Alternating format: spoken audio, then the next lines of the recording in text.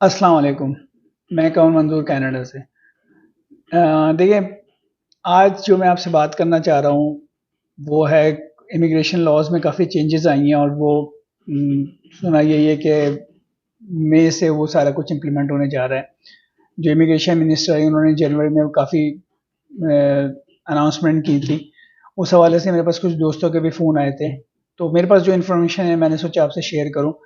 देखिए, पहली बात तो ये कि मैं किसी को ये नहीं मत ये मेरा इसका मकसद ये नहीं है कि मैं किसी को डिस्करेज कर रहा हूँ और वो अगर कनाडा आना चाह रहा है तो मैं उससे बोल रहा हूँ भाई कनाडा आने की ज़रूरत नहीं है। मैं खुद यहाँ बैठा हूँ, मैं क्यों कहूँगा किसी को कनाडा आने की ज़रूरत। अगर इतनी बुरी जगह है तो भाई सबसे पहले मैं छोड़ूँ ये जगह। ऐसी बात नहीं है। कंपैरिजन में देखते हैं कि आप कहाँ से आने की कोशिश कर रहे हैं। इस वक्त पाकिस्तान में जो हालात हैं और जो लॉ एंड ऑर्डर्स के और जो पॉलिटिकल जो सिनेरियो चल रहा है और जो लोगों में डिप्रेशन बढ़ रही है, तो उस हवाले से अगर आप आना चाहें तो 100 टाइम बेटर जगह है कनाडा अभी भी। तो उस और जो लॉज जो चेंजेस चेंजेस हुई हैं, देखिए वो जो है ये एक्सपेक्टेड थी कि ये होनी है, क्योंकि पिछले 4-5 साल में इतने लोग आए हैं, रेफ्यूजीज और स्टूडेंट, और खासतौर पर refugees Canadians all over the world लिए हैं। अब उसका इम्पैक्ट ये हुआ कि ज़ाहिर सी बात है, लोग बढ़ गए हैं बहुत ज़्यादा। इन्होंने उस शायद ये उस हिसाब से प्रिपेयर नहीं थे। लॉज चेंज मतलब उसे हाउसिंग के रेट बहुत बढ़ गए हैं, इसी वजह से इन्होंने लॉज चेंज करना शुरू किए हैं कि ये प्रिपेयर नहीं थे। हाउसिंग आउट ऑफ कंट्रोल हो चुकी है। घर खरीदना तो बहुत ही नामुमकिन हो गया है। फर्स्ट टाइम बायर के लिए भी नामुमकिन हो गया है। रेंट उसी हवाले से रेंट भी हायर हो गए। तो महंगाई तो बढ़ी गई है, पूरी दुनिया में बढ़ रही है, कनाडा में भी बढ़ रही है। तो ये तमाम चीज़ें जो है ना, उसका यहाँ पे जो लोकल बंदा है जो रह रहा है पहले से, जो सिटीजन है, उनको बड़ा इस वक्त बेचैनी है। तो उस हवाले से अब इनको नेक्स्ट ईयर जो है इलेक्शन का भी है, तो अब ये इन्होंने एकदम से बड़ी ड्रास्टिक चेंजेस करना शुरू कर दिए हैं। तो देखें, पहला तो ये है कि टेम्परेरी रेजिडेंट जो होते हैं, टेम्परेरी रेजिडेंट कौन होते हैं? उसमें स्टूडेंट भी होते हैं, उसमें जो वर्क परमिट पे आए हुए होते हैं वो लोग भी होते हैं, जो LMIA पे होते हैं। इवन जो रेफ्यूजी होते हैं वो भी टेम्परेरी रेजिडेंट होते हैं, जब तक कि वो परमानेंट नहीं हो जाते उनको PR नहीं मिल जाता। तो टेम्परेरी रेजिडेंट में कनाडा का ये था कि ये तो कनाडा की आबादी तकरीबन 4 मिलियन है, 4 करोड़ के करीब आबादी है अब। और उसका 6.2% ये टेम्परेरी रेजिडेंट रखते थे। जो इनका कोटा था 6.2% था, अब उन्होंने इसको रिड्यूस करके 5% कर दिया। 5% का मतलब है 6.2% पे अराउंड 25 लाख लोग थे जो टेम्परेरी रेजिडेंट हुआ करते थे। अब जब इन्होंने 5% कर दिया तो इसका मतलब है कि वो 25 से 20 लाख पे आ गए। अब होगा क्या कि जिस वक्त जब जिन लोग हैं यहाँ पे, जब वो अपना वीज़ा एक्सटेंड करवाने जाएंगे तो उनसे ये फिर कुछ इस तरह की इनकी स्क्रीनिंग होगी, कुछ इस तरह के इनके रिक्वायरमेंट होगी कि उसमें से वो हो सकता है बहुत सारे लोग उसको मीट ना कर सकें। तो तकरीबन 5 लाख लोगों को एक एस्टिमेट है कि उन लोगों को जाना पड़ेगा वापस, उनके रिन्यू नहीं होंगे। तो ये एक तो इन्होंने चेंज कर दिया कि इसको 6.2 से 5% के ऊपर लेके आ गए। दूसरा ये कि ये जो रेफ्यूजी हैं यहाँ पे, जो लोग आते हैं और जो रेफ्यूजी क्लेम करते हैं, अब 2023 इसका इसमें 1,40,000 लोग ने रेफ्यूजी क्लेम किया, रेफ्यूजी के लिए अप्लाई किया। ओके, तो अब आप, और ये वो लोग हैं जो विद इन कैनेडा हैं, कैनेडा के अंदर रह रहे थे।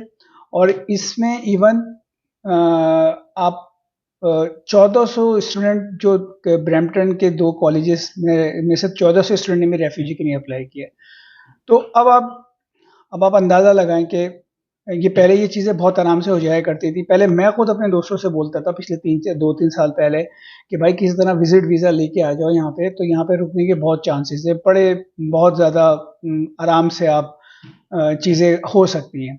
लेकिन अब जो है 2024 के बाद से जो चेंजेस हुई हैं, जनवरी के बाद से और जो मई से, तो उसमें चीज़ें डिफरेंट हो रही हैं। अब 1,40,000 लोग विद इन कैनेडा उन्होंने अप्लाई किया, और आई IRB जो इमिग्रेशन रेफ्यूजी बोर्ड है, उसका उसकी जो कैपेसिटी है, जो उन्होंने खुद उनका ऑफिशियल स्टेटमेंट है कि उनकी कैपेसिटी एक साल में 50,000 केसेस डील करने की है। पिछले साल उन्होंने 52,000 केसेस को डील किया और अभी भी 88,000 का बैकलॉग 23 का इनके पास पड़ा हुआ है। अब और मजीद और भी केसेस होंगे इनके पास, तो ये चीज़ें अब ज़ाहिर सी बात है डिले होंगी। इवन जो लोग पीआर जिनका जिनका केस अप्रूव हो गए हैं, जो पीआर के लिए अप्लाई कर रहे हैं, वो उसका टाइम 24th मंथ था, उसको 28th मंथ पे अभी ये ले गए। तो चीज़ें ज़ाहिर सी बात है डिले होंगी। अब रेफ्यूजी जो आते हैं उसका देखिए, रेफ्यूजी के कुछ सॉलिड ग्राउंड होते हैं। आप किस बेस के ऊपर रेफ्यूजी के लिए आप क्लेम कर रहे हैं। एक तो आप डेफिनेटली आप ये कह रहे हैं कि भाई मैं रेफ्यूजी के लिए इसलिए यहाँ पे अप्लाई कर रहा हूँ कि मेरे अपनी जान को खतरा है मेरे मुल्क में। तो उसमें देखें, उसमें अगर आप रेसिज्म के ऊपर, मतलब रेस के ऊपर आपके साथ डिस्क्रिमिनेशन हो रही है, रिलीजन के ऊपर आपके साथ आपकी जान को खतरा है, या फिर आप किसी ऐसी पॉलिटिकल पार्टी से ताल्लुक़ रखते हैं इस पैसे के जो आजकल ज़ेर अताब है, जैसे पिछले दिनों एमक्यूएम थी, आजकल पीटीआई है, या फिर आपका स्पेसिफिक कोई सोशल ग्रुप से आपका ताल्लुक़ हो। ये 4-5 चीज़ें हैं जिसके ऊपर अगर आप रेफ्यूजी के लिए अप्लाई करते हैं तो आपके चांसेस ज़्यादा होते हैं। लेकिन अब अगर आके आप ये रेफ्यूजी के लिए अप्लाई कर दिए कि भाई मैं तो पाकिस्तान में मेरा पड़ोसी से मेरा झगड़ा हो गया, या मेरे किसी रिश्तेदार से झगड़ा हो गया, या ज़मीन अमीन का कोई केस हो गया और मैं मेरी जान को खतरा है, तो ये सारी चीज़ इतना अब नहीं, इतना ईजी नहीं है।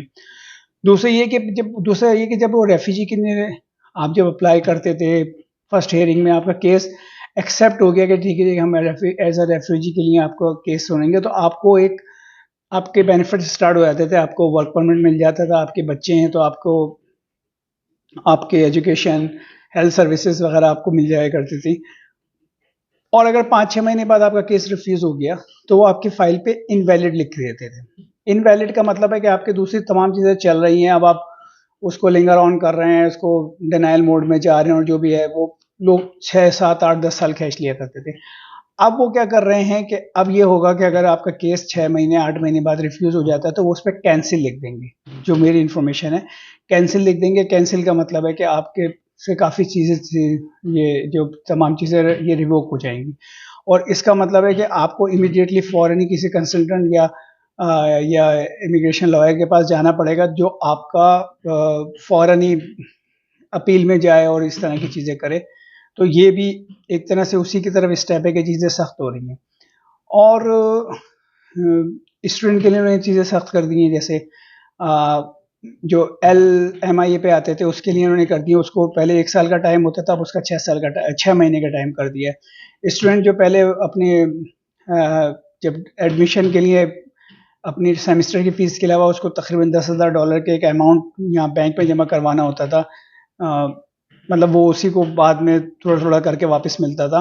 अब वो 10,000 से उसको 20,000 कर दिया है, तो डबल कर दिया है। तो चीज़ें जो हैं सख्त हो रही हैं। अब LMI पे भी ये पहले लोग करते थे कि यार ये जो कंसल्टेंट वगैरह होते हैं, ये अपनी कोई होते होंगे, इनके जो ट्रिक्स होंगे, वो किसी ने आपको LMI दे दिया, वर्क वीज़ा दे दिया, वो उसका एक प्रोसीजर को फॉलो करके उसको जो है वो इससे LMI से एक लेटर ले लिया करते थे वर्क परमिट के साथ।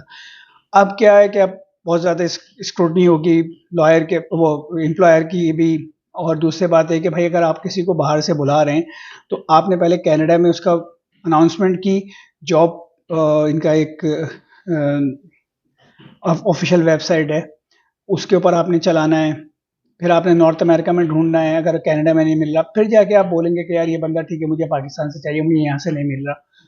लेकिन वो कौन सी फील्ड का बंदा है, ऐसा नहीं है कि अब पिछले दिनों मेरा फ़ोन आ रहा है कि जी वो मुझे कंस्ट्रक्शन के लिए, लेबर जॉब के लिए मुझे वर्क परमिट मिल गया है। कोई कह रहा है कि यार मुझे किसी स्टोर पे काम मिल गया, कोई कह रहा है मुझे वॉलमार्ट में काम मिल गया। तो भाई ये तो यहाँ पे भी लोग घूम रहे हैं, उनको काम भी मिल रहा है, ये बहुत सारे। तो ऐसे कोई इतनी स्पेशल जॉब नहीं है जिसके लिए आप पाकिस्तान से या इंडिया से या बांग्लादेश से कहीं से ही बंदा बुला रहे हैं। तो इसके लिए अगर आपको कोई बंदा कह रहा है, कोई लॉयर, कोई कंसल्टेंट, कि जी आप मुझे इतने पैसे दे दें, मैं आपका काम करवा दूंगा, तो भाई इन चक्करों में मत पड़िएगा। और अगर कोई पाकिस्तान में आपको कह दे कि जी मुझे 20,000, 30,000, 40,000, 50 लाख, 2 लाख, पाकिस्तान में तो जो बंदा जहाँ कट जाए, लोग गुलशन इकबाल में छोटे छोटे फ्लैटों में कंसल्टेंट बने बैठे, तो उसमें भी आप ज़रा देखभाल कीजिएगा, मेहनत का पैसा है और उसको मत इसमें देख लीजिएगा भाई, अपना होमवर्क कंप्लीट कर लीजिएगा। तो मकसद मेरा ये है कि देखिए बड़ा पैसा इन्वॉल्व हो गया अब इन चीज़ों में और लोग बेचारे लुट भी रहे हैं, तो इन चीज़ों से बचने की कोशिश कीजिएगा। सबसे बेहतर तो ये है कि आप इमिग्रेशन के ऊपर आएँ और स्किल वर्कर जैसे इनका एक तरीक़ेकार है पॉइंट बेस के ऊपर, तो फ्रॉम द डे वन आपके पास सारी राइट्स होंगे, सब कुछ होंगे, एक्सेप्ट ये कि आपसे अगर आप उस पे आते हैं पीआर मिल जाए तो आप सिर्फ वोट नहीं डाल सकते, अदरवाइज आपके पास वो सारे राइट्स होंगे, वो सारे बेनिफिट्स होंगे जो एक सिटीज़न के पास होते हैं। तो भाई मेरी दुआ है कि भाई जो भी अगर ये काम कर रहा है, कोशिश कर रहा है तो उसको अल्लाह ताला कामयाबी दे। बड़ी मेहनत से कमाया हुआ पैसा होता है, ख़ासतौर पर जो मिडिल क्लास के लोग होते हैं उनका बड़ा उसमें सब लगता है। मैं बाज़ इंडियन स्टूडेंट से मिलता हूँ तो पता चलता है कि वो जी मिडिल क्लास के जो होते हैं कि किसी ने ज़मीन गिरवी रखी है, किसी ने दुकान गिरवी रख दी है और फैमिली ने एक बच्चे के ऊपर पैसा लगा दिया कि वो वहाँ जाएगा तो सेटल हो जाएगा, फिर ये पैसे भी उतार देगा और भी घर वालों के लिए कुछ करेगा। तो मेरी यही दुआ है अल्लाह ताला से कि भाई किसी के साथ ऐसा ना हो और जो लोग कर रहे हैं उनको कामयाबी मिले।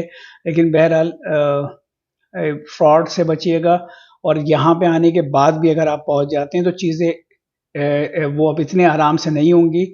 इन्होंने चीज़ें बहुत ज़्यादा सख्त करने जा रहे हैं और 2025 में तो ये और पता नहीं सख्त हो जाएंगे और अगर इलेक्शन के बाद दूसरी गवर्नमेंट आ गई तो वो तो हमेशा से ही उनकी बड़ी सख्त पॉलिसीज़ हैं।